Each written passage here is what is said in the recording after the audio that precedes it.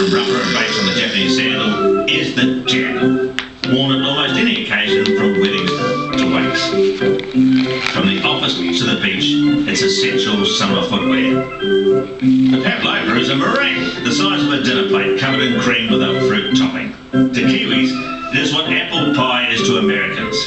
Yet for years, Australians have claimed this dessert as their own. The battle between us continues to this day. The Pawa Shell was already here. It just needed polishing to join the Kiwiana Club. And boy, did it make a lovely ashtray. But in 1961, the Pawa Shell rose above the ashes. In Bluff, a small fishing town at the bottom of the South Island, a minor domestic quibble between a married couple would lead to them becoming the undisputed king and queen of Kiwiana.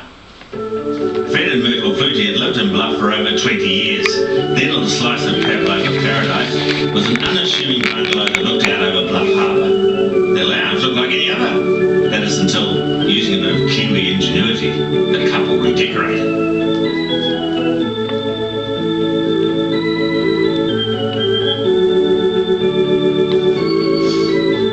It started innocently enough when Myrtle asked Fred if he would not leave his polished Pawa Shells lying on the living room floor, as they were an obstacle course for her vacuum cleaner. Their solution, possibly testament to already being married for over 30 years, was to start nailing the shelves to the living room wall, where vacuum cleaners seldom featured. She'll be right, thought Fred. She'll be right on the lounge walls. Soon the DIY project was wall-to-wall Pawa Shells. But things didn't stop there. Fred and Myrtle had an eye for kitsch collectibles, and soon a variety of trinkets and shells from around the world were added to their little slice of God's own.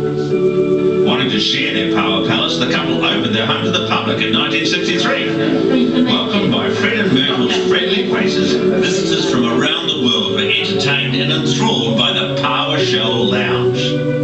There's always somebody coming in, and some buses too. I love it. I look forward to every day of it. It was Kiwiana kitchen at its best, made in New Zealand and then polished and nailed to the wall by the Fluties. These shells have all been collected. My husband has collected them around Fiordland, the Sounds, and they have all been polished by him. And there's 1,145 in this room. This is our prize shell, and number one shell. There's only one like it in the room.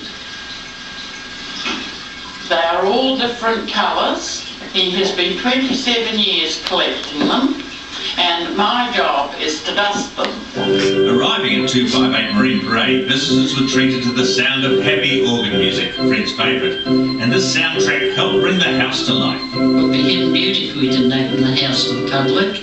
So there and then we opened the house 63. I love the company. I don't mind how many comes or how many buses or anything. I enjoy it. Well, it's a hobby with us, Myrtle and I, and we meet lovely people from all over the world. And you can't wish for anything better than that. Yes, you know. And I find out a lot of things that I never knew before. With characters as colourful as their Pawa Shells, this ordinary couple watched their fame and collection grow.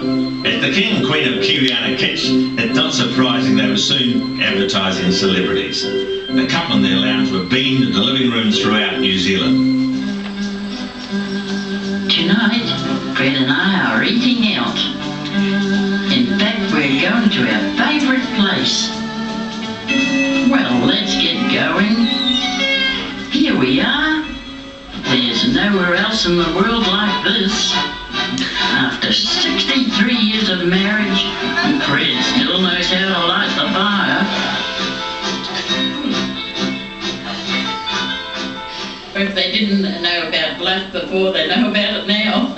The house was open to the public 7 days a week, 8 hours a day. Together, Fred and Myrtle welcomed more than 1 million visitors to their home over 37 years. In 1998, they celebrated their 70th wedding anniversary.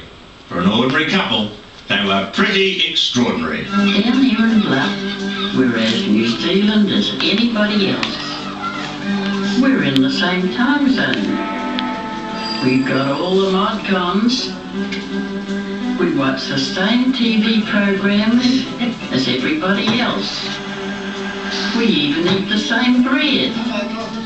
So I don't know why anybody sees us as being any different.